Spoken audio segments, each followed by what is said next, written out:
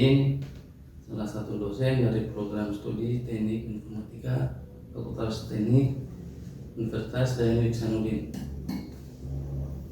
Perkenankan saya untuk menjelaskan mata kuliah yang saya ampu, yaitu di sini mata kuliah pengantar teknologi informasi. Metode yang digunakan pada pembelajaran mata kuliah pengantar teknologi informasi di sini yaitu menggunakan 3 metode. Yang pertama metode delivery, interaction, dan assessment. Video ini dibuat dengan tujuan untuk memenuhi salah satu persyaratan sertifikasi dosen 2024, yaitu pernyataan diri dosen dalam unjuk kerja Tridharma Perguruan Tinggi yang disingkat PDD IPA-TPT, khususnya di aspek pengajaran. Baik, saya akan memulai deskripsi dan informasi umum tentang mata kuliah pengantar teknologi informasi ini. Mata kuliah pengantar teknologi informasi ini merupakan mata kuliah wajib pada mahasiswa program studi Teknik Informatika Fakultas Teknik Universitas Dayanuddin Hasanuddin. Mata kuliah ini memiliki bobot 3 SKS teori selama 1 semester ke depan atau selama 16 kali pertemuan. Mata kuliah pengantar teknologi informasi ini bertujuan membekali mahasiswa pengetahuan dasar komputer dan memahami cara kerjanya serta membahas perkembangan teknologi informasi terkini sehingga memiliki dasar pengetahuan untuk mengikuti mata kuliah keahlian lainnya. Mata kuliah pengantar teknologi informasi ini meliputi topik pengenalan. Yang pertama itu pengenalan komputer dan karakteristiknya, kemudian sejarah perkembangan teknologi informasi, berikutnya sejarah perkembangan perangkat lunak dan perangkat keras, sistem operasi, dan alat input output. Berikutnya komunikasi data dan jaringan komputer, IP address, internet dan intranet, serta keamanannya, dan perkembangan algoritma dan pemrograman dan konsep dasar dalam sistem informasi. Capaian pembelajaran lulusan S1 program studi Teknik Informatika yang dibebankan pada mata kuliah ini yaitu menguasai konsep teoritis bidang pengetahuan ilmu komputer informatika secara umum dan konsep teoritis bagian khusus dalam bidang pengetahuan tersebut secara mendalam, serta mampu memformulasikan penyelesaian masalah prosedural. Adapun CPMK pada mata kuliah ini salah satunya mahasiswa mampu menjelaskan tentang arsitektur perangkat keras komputer. Yang kedua itu mahasiswa mampu menjelaskan tentang perangkat lunak komputer dan sistem informasi. Adapun sub CPMK pada mata kuliah pengantar teknologi informasi di sini yaitu mahasiswa mampu mengkomunikasikan atau mahasiswa mampu mengemukakan definisi teknologi informasi, perbedaan data dan informasi, serta memahami pengolahan data menjadi sebuah informasi. Yang poin kedua, mahasiswa mampu menjelaskan sejarah, peran jenis dan penggunaan perangkat komputer. Yang ketiga, mampu menjelaskan pengertian sistem operasi, cara kerja dan pengelompokannya berdasarkan device yang digunakan. Referensi pada mata kuliah pengantar teknologi informasi ini terdapat yang utama itu ada 4 yang referensi yang digunakan pada mata kuliah pengantar teknologi informasi ini. Yang utamanya itu ada dari White and Bentley Dipnen 2014, Sistem Analisis Desain dan Metode edisi ke-6. Yang kedua Kenneth C. Loudon tahun 2012. Ketiga Raymond McLeod Jr. Dan keempat Blue Toy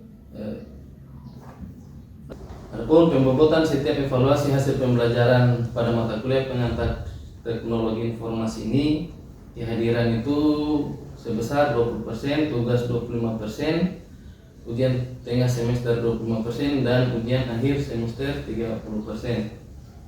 Demikian informasi yang saya sampaikan terkait mata kuliah pengantar teknologi informasi untuk mahasiswa program studi S1 Teknik Informatika Fakultas Teknik Universitas Dayanu Iksanuddin. Berikut ini merupakan proses pembelajaran yang saya lakukan secara tatap muka di kelas. Berikut videonya.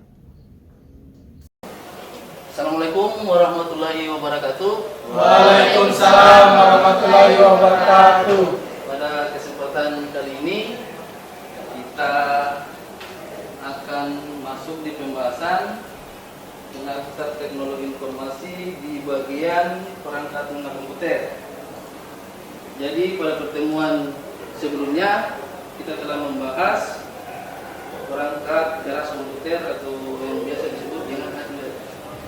Mungkin dari adik-adik sekalian bisa memberikan contoh salah satu hardware yang dipelajari pada minggu kemarin. Contoh-contoh alat-alat perangkat keras komputer. Yang bisa? Ya, coba saudara lihat. Contohnya satu seperti prosesor atau CPU, memori, dan penyimpanan strok. Penyimpanan atau store? Ya Pak. Oke. Kalau yang memori masih tahu penjelasannya tentang memori, apa yang dimaksud dengan memori? Memori yaitu tempat penyimpanan sementara di mana data dan program diakses secara cepat oleh CPU. Baik. Kalau yang lain mungkin bisa menjelaskan tentang CPU, apa yang dimaksud dengan CPU atau keyboard atau mouse yang telah dipelajari pada pertemuan minggu lalu. Saudara Yudi mungkin? Atau selain saudara Yudi ada yang bisa membantu? Siapa? Ya, silakan. CPU adalah singkatan dari Central Processing Unit, adalah perangkat keras komputer yang berfungsi untuk menerima dan melaksanakan perintah dan data dari perangkat lunak. Ada tambahan yang lain contoh perangkat keras yang lain. Coba jangan ragu, coba yang lain bisa. Kalau tidak ada lagi, mungkin kita akan masuk di pertemuan pada hari ini yang membahas tentang perangkat lunak komputer.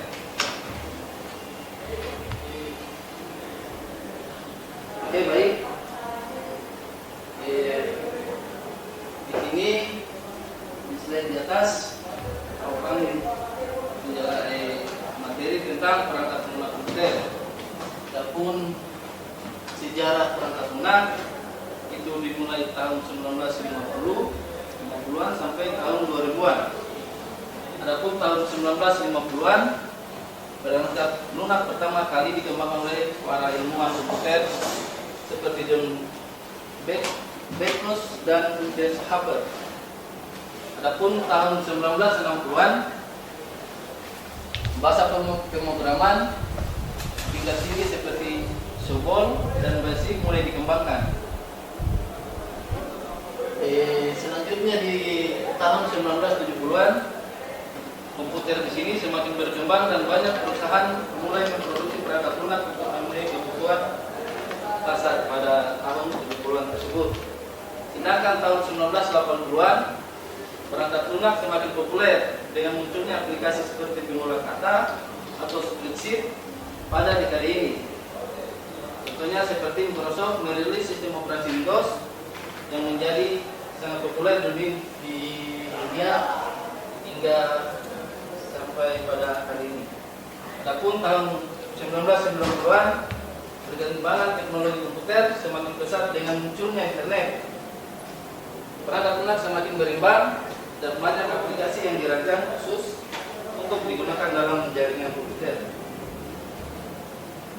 Berlanjut di tahun 2000-an, perangkat lunak semakin berkembang dengan munculnya teknologi cloud computing dan aplikasi mobile.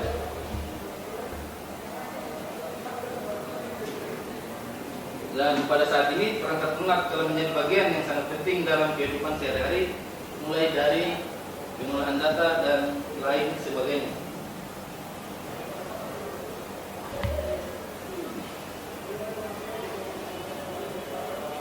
Adapun penjabaran perangkat lunak dapat dilihat pada slide di atas. Di situ perangkat lunak atau software yaitu program yang berisi kumpulan instruksi untuk melakukan proses pengolahan data.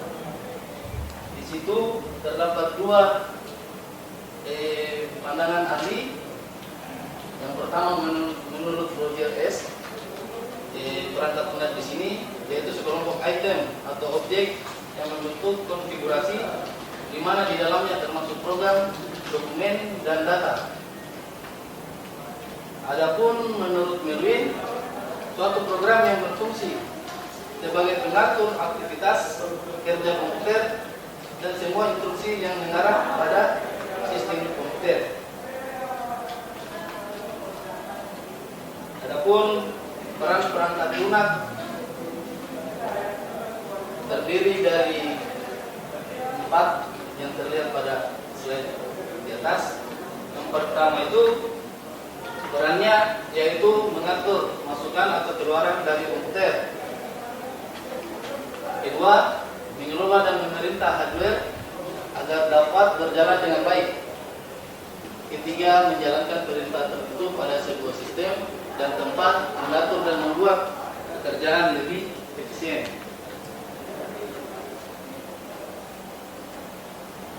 Oke, pengelompokan perangkat lunak. Pengelompokan perangkat lunak di sini terbagi dua. Yang pertama itu menurut fungsinya, dan yang kedua menurut cara mendapatkan dan hak pemakaian. Dari menurut fungsinya ini terbagi dua, perangkat lunak aplikasi dan perangkat lunak sistem. Menurut cara mendapatkan dan hak pemakaian, perangkat lunak di sini terdiri dari perangkat lunak komersil, perangkat lunak domain publik, dan perangkat lunak domain publik di sini terdiri dari shareware, freeware, dan rentalware. Perangkat lunak aplikasi. Perangkat lunak aplikasi yaitu program yang didesain untuk membuat pengguna supaya dapat produktivitas atau membantu dengan tugas-tugas khusus. Kedua, beberapa perangkat lunak aplikasi. Dasar diantaranya adalah proses pengolahan data seperti Microsoft Word, gambar kerja, pengolahan grafik, pengolahan gambar, game, sistem manajemen, dan lain-lain.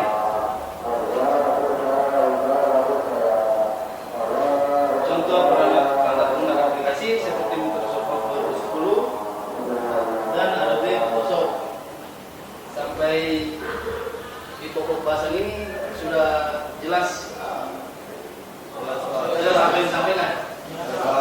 Mungkin dari adik-adik sekalian mungkin ada yang bisa menambahkan perangkat lunak aplikasi contoh yang dipakai pada kehidupan sehari-hari.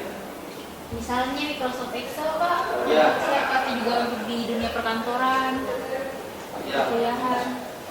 Yang lain? Kita atau saudara sendiri mungkin bisa memberikan contoh ada satu perangkat lunak aplikasi yang sering digunakan sehari-hari. Ya, Pak. Ya, bisa? Bagaimana? Contohnya seperti aplikasi desain atau multimedia, contohnya seperti aplikasi Premiere Pro. Ya, Premiere Pro, Corel, ada lagi tambahan. Photoshop, ya Photoshop. Yang lain?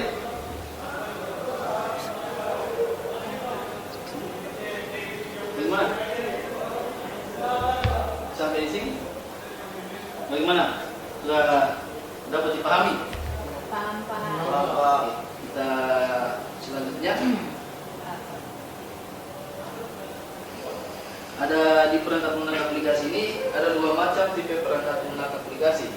Yang pertama itu customized application software dan yang kedua package application software. Di sini customized application software itu perangkat lunak yang dapat didesain dengan kebutuhan atau industri tertentu. Sedangkan perangkat lunak escape application software yaitu perangkat lunak yang sudah merupakan paket dari vendor perusahaan yang umumnya dijual di toko-toko untuk memenuhi kebutuhan masyarakat banyak. Misalnya contohnya seperti marketplace yang ada di Shopee, itu mungkin masuk dalam escape application software. Atau ada tambahan yang lain, aplikasi aplikasi software. Macam-macam Pak, semacam belajar dengan Microsoft Pak. Microsoft, Iya Pak. sudah pernah belanja di Microsoft Alhamdulillah atau sering? lumayan Pak. Apa? Oh, terkait mata kuliah? Iya Pak, semacam di perangkat keras, semacam keyboard, mouse. Yang lain udah bisa atau pernah pesan di salah satu bukti aplikasi software? Ya, kita masuk di perangkat lunak aplikasi paket. Di sini ada terdiri dari 5: entertainment software, educational software, home software, productivity software, dan specialty software.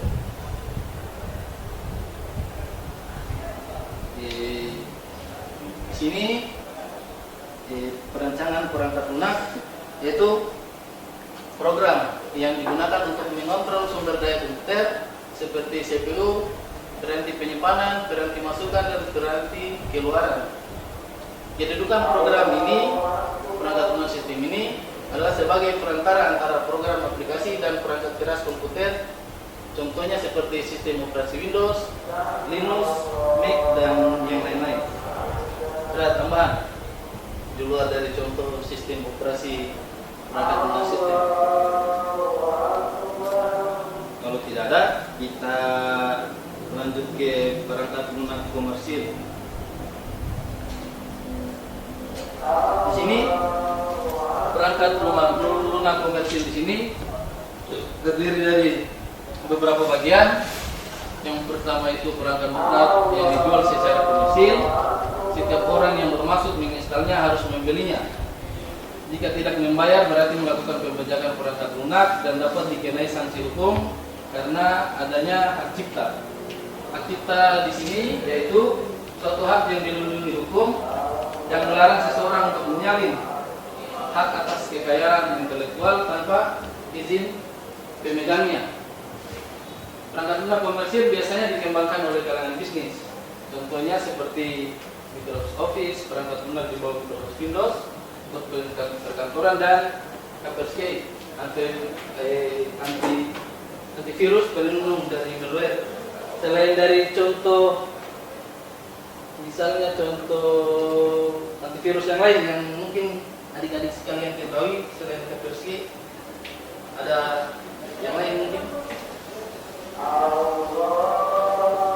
Menghapus ini malware yang ada pada HP biasanya atau dari komputer. Apakah biasanya kalau di mana di HP ada booster apa namanya?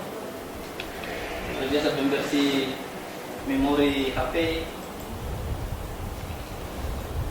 Ada? Diketahui? Oke, baik. Ini yang berikutnya perangkat lunak domain publik.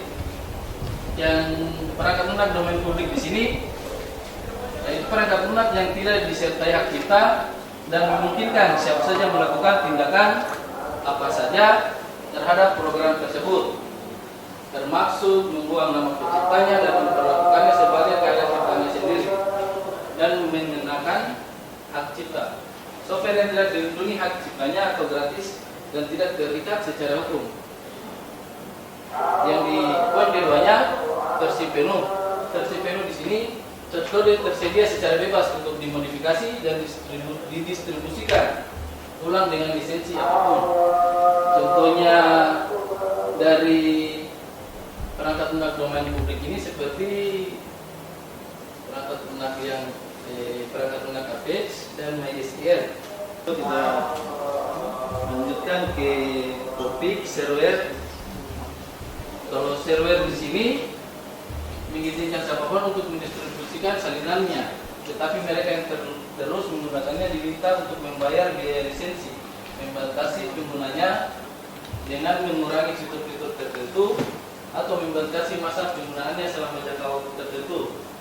Yang keduanya ini ada beberapa istilah yang sering dijumpai antara lain yaitu demo, trial, beta, stable, release.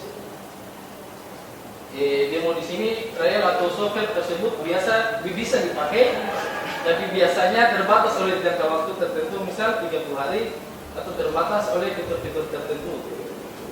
Adapun yang di beta di sini software yang dalam proses pembuatan dan developingnya belum selesai tapi sudah bisa kita gunakan.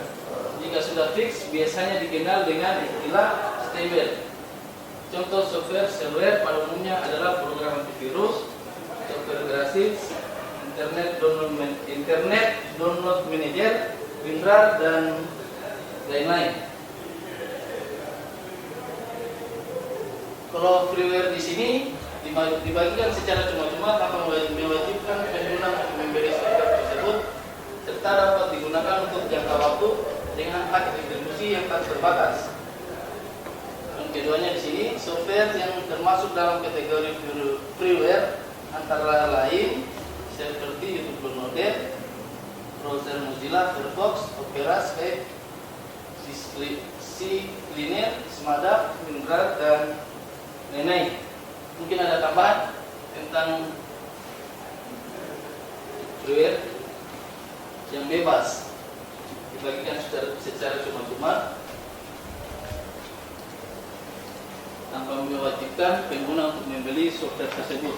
Nah, yang dari freeware ini contohnya seperti Linux, Smada, WinRAR dan lain-lain dan mungkin WhatsApp. Adapun rentalware, yang rentalware di sini dapat digunakan oleh perorangan atau institusi dengan cara menyewa, biasanya per tahun. Teknisnya hampir sama seperti software. Oleh bedanya, jika sudah mencapai jangka waktu atau batas pemakaian tertentu, maka software tidak bisa lagi digunakan lagi atau di lock. Kemudian kita masuk di sistem operasi.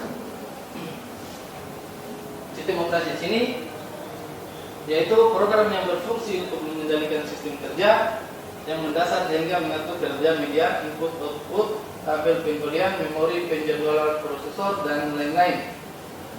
Dari contoh di atas, contoh sistem operasi antara lain Microsoft DOS, Microsoft Windows, Linux dan Macintosh.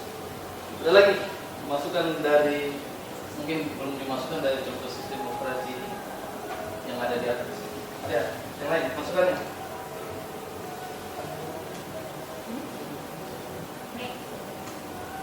Oke, kalau tidak ada, kita lanjut ke fungsi sistem operasi. Yang pertama itu sistem operasi di sini fungsi pertamanya itu menyimpan program dan aksesnya. Kedua, membagi tugas di dalam CPU. Poin ketiga dari fungsi sistem operasi yaitu mengalokasikan tugas-tugas penting, merekam sumber-sumber data, mengatur memori sistem termasuk penyimpanan, menghapus dan mendapatkan data. Terus selanjutnya memeriksa kesalahan sistem, memelihara keamanan sistem khusus pada jaringan yang membutuhkan kata sandi, password dan penggunaan ID. Dari pokok program aplikasi ini terdapat 3 bagian di sini. Yang pertama itu program aplikasi adalah subkelas perangkat lunak komputer yang memanfaatkan kemampuan komputer langsung untuk melakukan suatu tugas yang diinginkan pengguna. Dan kedua, beberapa contohnya adalah aplikasi perbankan dan perkantoran yang seperti yang disebutkan siapa tadi? Valen, Pak. Saudara Valen, seperti Microsoft Excel, mungkin sebagian dari perbankan mungkin masih menggunakannya. Yang ketiga itu beberapa macam paket program seperti pengolah kata, pengolah angka, presentasi dan animasi. Mungkin yang dimaksud paling tadi mungkin pengolah angka yang masih dipakai sampai sekarang dalam proses membuat pekerjaan pada perkantoran, misalnya perbankan, instansi daerah atau yang lain. Jadi bagaimana untuk pertemuan kali ini sudah dapat dipahami? Nanti mungkin materinya slide presentasi ini saya akan kirimkan ke grup kelas. Ya Pak. Mungkin dapat dibaca-baca di rumah, dipelajari kembali. Jadi bagaimana? Jelas Pak. Oke. Terima kasih atas kesempatan kehadirannya adik-adik sekalian pada pertemuan pada hari ini. Semoga apa yang disampaikan dapat bermanfaat untuk adik-adik semua dan khususnya untuk kita semua. Akhir kata, sebelum saya akhiri pertemuan pada hari ini, saya ucapkan wabillahi taufiq wal hidayah. Wassalamualaikum warahmatullahi wabarakatuh. Waalaikumsalam.